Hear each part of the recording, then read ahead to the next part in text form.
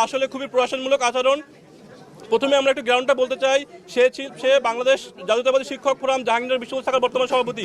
এই পদে থেকে সে কিভাবে একটি সুষ্ঠু নির্বাচন আয়োজন করার কমিটিতে থাকে সেটা নিয়ে আমরা প্রথমে প্রশ্ন জানাতে চাই।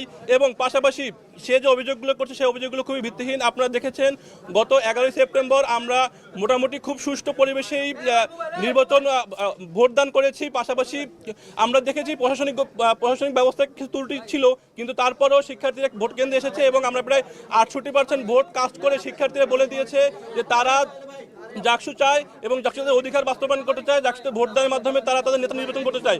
তাই যে নির্বাচনে আমরা বলতে চাই 68% ভোট কাস্ট হয়, শিক্ষার্থীরা তাদের ভোটাধিকার প্রয়োগ করে সেই নির্বাচন বানচালের প্রচেষ্টা টিকবে না।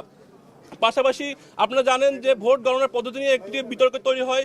আমরা শুরু থেকে জানতাম যে জাকসু নির্বাচনে ভোটটা কাউন্টটা হবে হলো ওএমআর মেশিনের মাধ্যমে এবং সেই কারণে ব্যালটটা ওএমআরই ছাপানো হয়। আপনারা সবাই